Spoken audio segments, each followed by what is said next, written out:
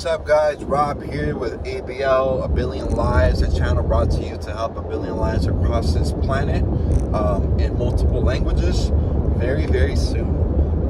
I've been driving to Dr. Joe's Advanced Retreat. If you do not know who Dr. Joe Dispenza is, I highly recommend going right here on YouTube, watching some of his stuff, learning some more. But I can promise you one thing. Dr. Joe Dispenza is the only guy I've watched, so I learned about him in 2014, give or take, because of John Assaraf and his product, Neural Gym. And hey, he's the only guy, Dr. Joe, I believe is misunderstood within this entire marketplace, in all sincerity. What do I mean by that? What you see on YouTube has absolutely nothing to compare to what you actually experience and see in person. A lot of people say, yeah, I went to the same team like Tony Robbins. Other people, no. Though I've been to 25, 30 conferences, and what you see on YouTube a lot of times is what you see in person. The only difference is that you have more emotion, more energy. You can learn more, and you're not necessarily just motivated. You're also more informed. Dr. Joe, it's a completely different thing. I do not want to go into more details about what it exactly do. You just have to go there. I do know one or two things. Either Big Pharma is going to assassinate him because his information is so amazing, or two, he's going to win a Nobel Peace Prize and completely radically change the education system around the entire world. That's how much conviction I have for what his research shows. So go to his stuff. All of his events sell out in 5 minutes. If you're lucky, 5 minutes to do it. I don't even have a ticket for this retreat actually, but I'm gonna do my very best and be very persistent to get inside. So, wish me luck at the same time. And yeah. So guys, what I really want to speak to you today though is about, I have my prediction. I consider myself a bit of a historian and a futurist, because in order to understand the results of what may occur in the future, you have to understand the past. So I'm going to make it very simple. I'm going to do my best to make it very simple. I'm going to just make it as like a timeline. That way it's comprehensible, if that's a real word, for you to understand certain strategies that you can consider for your mental health, your financial health, your physical health, etc. Because now you'll be more prepared in order to make better decisions for your life. Is that fair? If you like what I'm going to go ahead and teach you and share with you, like this video, share it with your friends and family, comment below, subscribe, and go ahead and together we can help a billion lives. So when 2020 occurred in March of 2020 and the whole world completely shut down by then, I remember that I found out about the pandemic, about COVID, in December of 2019 while I was working, because hey, I worked for a lending company and I wanted to learn and understand, hey, is it possible that this can happen to us, right? Like here in the United States, because at the time it was really only happening in Asia and Italy, so we're still like in an epidemic stage, not necessarily a pandemic stage. And I mentioned it to the bosses, like, hey man, like I think this is something we should take into consideration, and that way you can start preparing the business rightfully. That way we make sure everyone's still earning a lot of income and the business is prospering, etc. Basically, they thought, it's like, nah, bro, that's not going to happen. Like, we're good. This country's never going to shut down. Shut the fuck up. I'm like, all right, no problem. 3-4 months later, the whole world shut down. All right? Very simple. So, because of that time, I was like, you know what, man? Like, I got to, like, learn myself tendencies and trends, because that's what I was taught to do. Like, certain businesses do better during certain seasons and certain quarters of the year, just like anything else, right? So I went ahead and said, okay, well, I don't think this pandemic is necessarily like a once happens once every 1,000 years. This might be more common. So what I ended up finding out, because everything was going on, so much stuff was going on in 2020. I was like, okay, well, actually, this all makes sense. Why it's all going on in 2020? Because there's always a trend, always. So, for example, you can go back to as many years as you like. If you go back, let's say, the last 400 years, every 100 years, there's a pandemic. No matter how you may look at it, there's a pandemic every 100 years. Every 25 to 30 years, there is a riots. Every 62 years on average, there's an assassination or a president dies in office. Every 10 years, after 10 years of a new social right being approved, there is a complete economic collapse.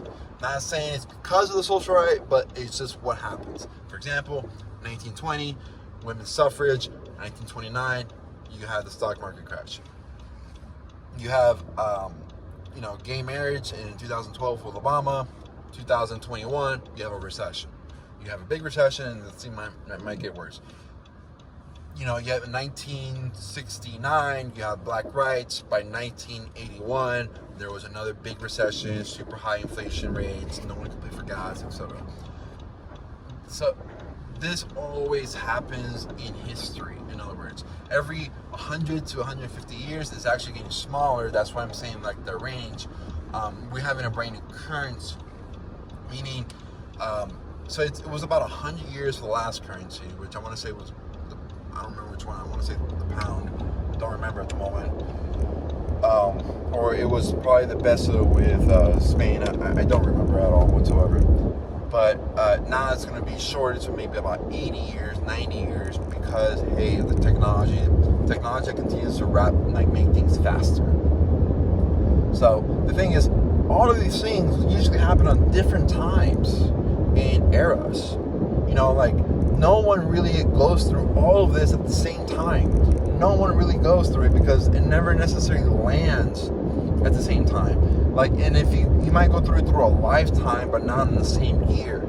It's one of those unpredicted orthodoxies that we never assume may occur, because if we only live an average of 82 years in the United States, you can't necessarily learn that a pandemic is going to happen every 100 years until you live to 150 years old, because hey, you're going to consistently repeat the same mistakes as people.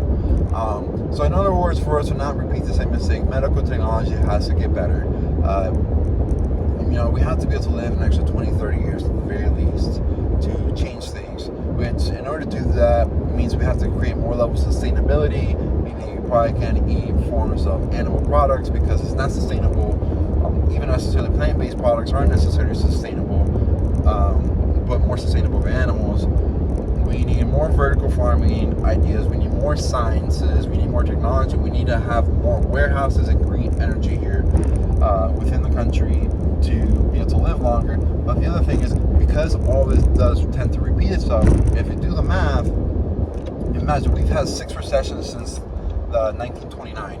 On average, you usually go through 2 or 3 recessions and a depression every lifetime. And we haven't, it hasn't been since our grandparents' lifetime. There hasn't been a depression. Our parents never went through anything as they were growing up.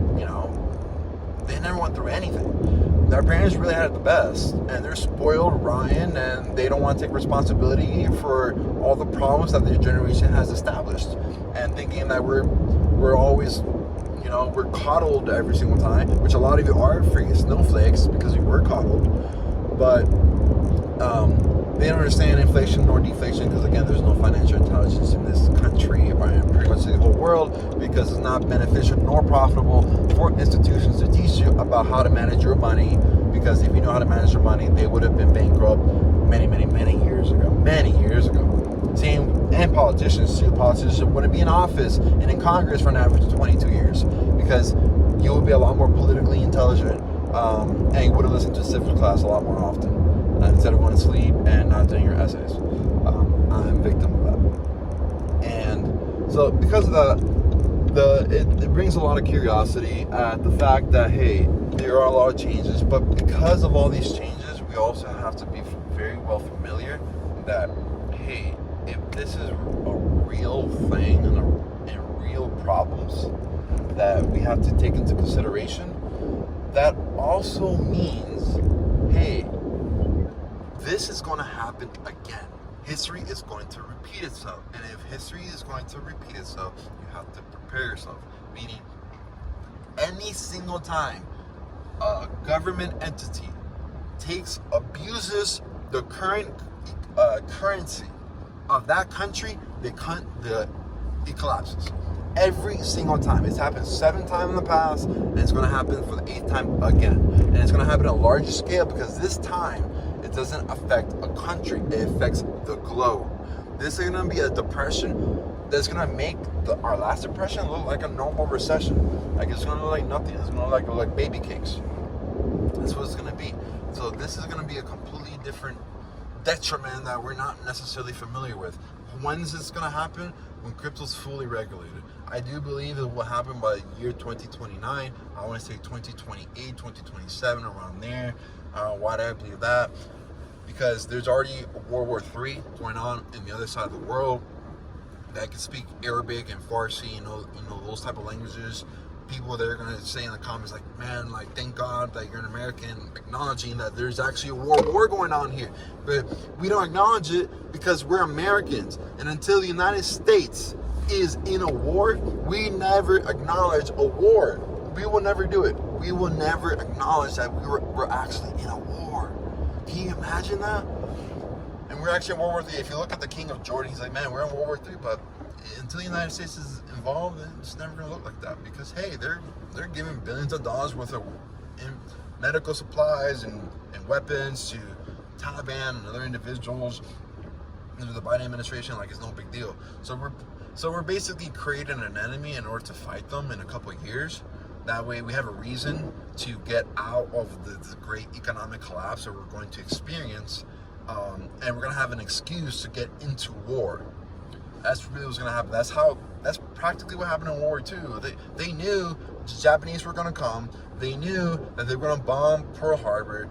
They knew. The United States knew, and we left Hawaii, let thousands of people die, and then we got into the war. We knew it. So why would it be any different now? It's not. And because of the change of the currencies using a digital platform, what you're basically doing is creating a more democratic process without the need of a private institution or a government. And if you don't need either one of them, they're gone. You know how long most businesses, large businesses stay for? 100 years. All these large businesses have been around for 100 years. They're gone. They're gone for many reasons. Why? Their board of associates, their president, the vice president, the board members, everyone there cannot come to a single agreement. They cannot. And a lot of them been there 10, 15, 20, 30, 40 years. And their mind is so old, washed, and been blackmailed and bribed for so many different things they did over so many decades with politicians. They cannot necessarily radically change the way that they operate their business, because then they're screwed in very simple terms. They're not gonna receive all this black money underneath the table. They're not. So what's gonna happen? They're going to be gone. All these large businesses. I wouldn't be surprised if GM Motors, Ford, Dodge, they're gone because they cannot adapt and evolve to the new times. Gone. Now, do I want this to happen? No, I do not. But they're not evolving, and if you don't evolve, you die. It's that simple. Banks have been around for 100 years. They're gone. Banks are literally afraid and fear right now. That's why we keep raising up the debt ceiling. Because, hey, if we do that, that means we don't have to pay like so much debt back to this private institution that gives all the money to the United States, which is called the Federal Reserve. They're gone. And with crypto being a more democratic procedure, you're going to see that people are like, hey man, like, we can create another form of government. We're going to have a new government. So, and that's the other thing. every 250 years there's a revolution. Benjamin Franklin mentioned this. It's like every 250 years is a revolution because there isn't evolution, there isn't adaptation. So because people are not evolving and adapting, it's been the same type of monotonous thing for the last 250 years. People are trying to take away our Bill of Rights, our Constitution, all this other kind of things.